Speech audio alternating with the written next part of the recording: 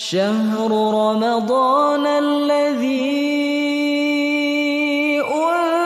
أنزل فيه القرآن.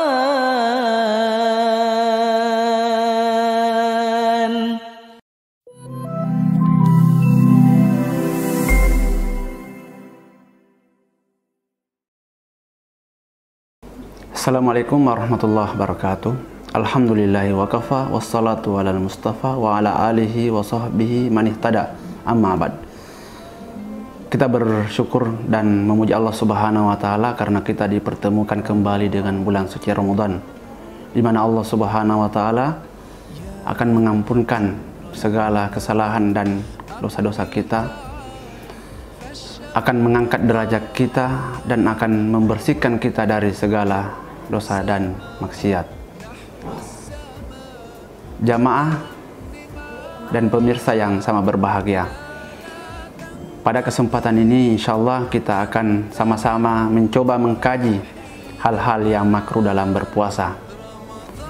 Sebelum kita menjelaskan apa-apa yang masuk dalam kategori atau hal-hal yang makruh dalam berpuasa, terlebih dahulu kita menjelaskan apa itu makruh.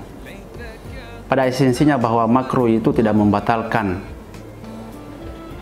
namun makruh itu akan menghilangkan esensi daripada ibadah itu sendiri, sehingga patut untuk kita jauhi dan patut untuk kita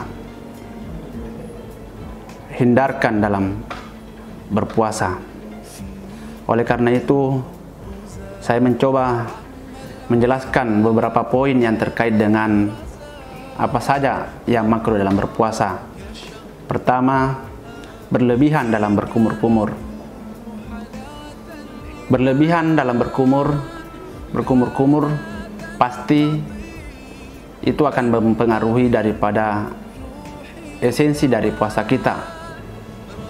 Walaupun pada hakikatnya bahwa berkumur-kumur itu adalah boleh, namun jika dilakukan secara berlebihan, itu bisa menghilangkan esensi daripada berpuasa. Anggaplah di siang hari karena kehausan kemudian masuk WC dan berkumur-kumur lama sehingga hausnya tidak terasa. Ini bisa menghilangkan esensi atau pahala daripada puasa itu sendiri. Kemudian yang kedua adalah memandang istri atau wanita berlama-lama. Segala hal yang membangkitkan birahi itu bisa menghilangkan esensi pahala daripada berpuasa. Walaupun sekali lagi bahwa memandang istri pada hakikatnya itu adalah boleh dan disunnahkan, tapi jika dilakukan dengan berlebihan atau dengan syahwat, maka itu bisa menghilangkan nilai daripada puasa yang kita lakukan. Selanjutnya adalah hal-hal yang bisa makruh yang dilakukan oleh orang yang berpuasa adalah melakukan bekam pada saat berpuasa. Ini bisa berakibat pada fisik kita apabila kita melakukan bekam sehingga kita lemas, loyo, bahkan sakit. Kalau itu dilakukan dalam kondisi tidak stabil, maka ini juga masuk dalam kategori makruh. Kemudian yang keempat adalah menggunjing atau menggibah. Atadruna mal ghibah? Tahukah kamu siapa mereka orang-orang yang bergibah? Zikruka ahaka fima yakrahu. Kamu menceritakan aib saudaramu, apa yang ia tidak sukai. Maka bergibah akan mengurangi esensi keutamaan bagi orang yang berpuasa di bulan suci Ramadan. Maka hendaklah kita menjauhi diri dari perbuatan ghibah. Kemudian pemirsa yang budiman, hal-hal yang makruh dilakukan oleh orang-orang yang berpuasa adalah tidur secara berlebihan. Sekali lagi bahwa tidur pada hakikatnya sesuatu yang dianjurkan. Namun jika tidur dilakukan secara terus-menerus dan berlebihan, maka juga akan menghilangkan esensi daripada keutamaan puasa itu. Karena dalam berpuasa ada banyak amalan yang harus kita lakukan, ada amalan yang disunnahkan untuk dilakukan, ada tilawah, ada zikir, ada doa dan seterusnya. Maka orang yang banyak tidurnya kurang amalannya, sehingga hadis yang mengatakan bahwa orang yang tidur adalah bagian daripada ibadah, sebagian ulama mengatakan itu adalah hadis palsu, hadis dhaif yang tidak boleh diamalkan.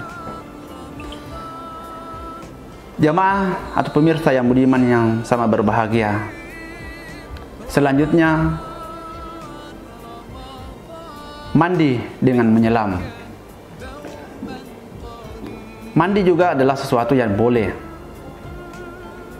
bahkan dianjurkan, tapi namun dilakukan di siang hari agar dapat menghilangkan kehausan kita, dahaga kita. Maka dengan menyelam juga akan menghilangkan esensi daripada puasa kita. Maka hendaknya kita mengurangi banyak menyelam di siang hari, khususnya di bulan suci Ramadan, karena itu akan menghapus, mengurangi nilai daripada puasa kita. Kemudian selanjutnya adalah mencicipi makanan. Mencicipi makanan jelas makruh. Ada yang biasa, ada amalan yang biasa dilakukan oleh ibu-ibu kita ketika memasak, itu dibenarkan, tapi itu hanya menjilat dengan lidahnya dan tidak masuk sampai di kerongkongannya. Itu hanya untuk merasakan makanan, menu makanan yang dimasak oleh ibu-ibu kita di rumah. Dan itu dibenarkan dalam agama. Tapi namun jika kita mencicipi dan masuk dalam kerongkongan, maka itu juga makruh untuk dilakukan, dan itu bisa menghilangkan esensi pahala dari amalan yang kita lakukan. Kemudian yang masuk dalam kategori makruh juga adalah bersiwak atau sikat gigi di siang hari. Walaupun ini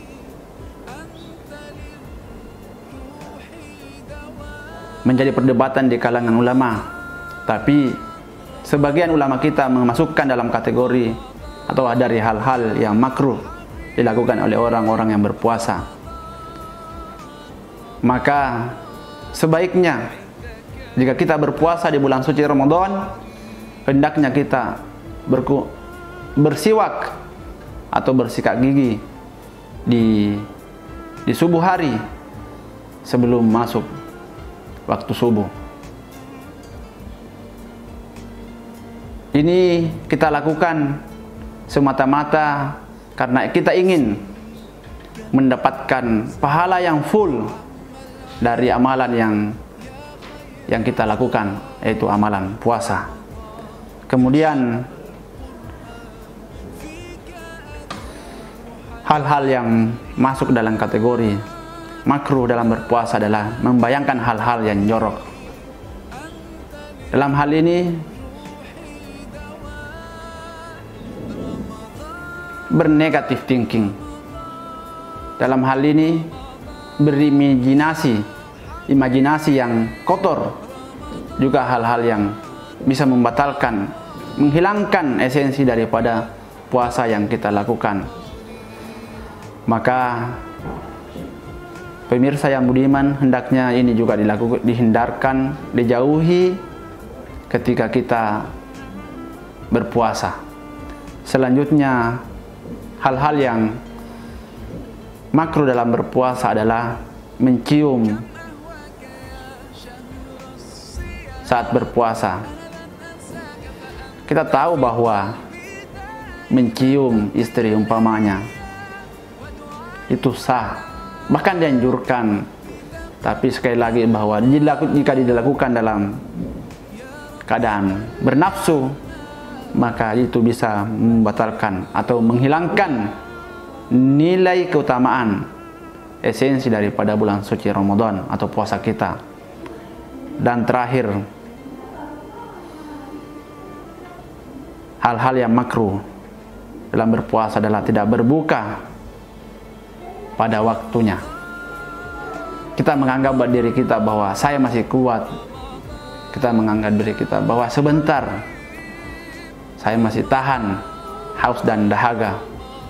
Kemudian kita menahan makan dan minum walaupun waktunya sudah tiba. Maka juga ini makruh dilakukan oleh orang-orang yang berpuasa. Oleh karena itu, ada 12 poin yang masuk dalam kategori makruh yang hendaknya kita hindarkan diri kita dari perbuatan-perbuatan ini. Semoga dengan menjauhi hal-hal yang makruh, puasa kita diterima di sisi Allah Subhanahu wa taala dan kita akan mendapatkan ampunan di sisinya pada hari kelak. Saya rasa cukup apa yang sempat kami sajikan pada pertemuan kali ini. Semoga bermanfaat untuk diri saya dan pemirsa yang ada di rumah. Sekian, Assalamualaikum warahmatullahi wabarakatuh. Ramadan.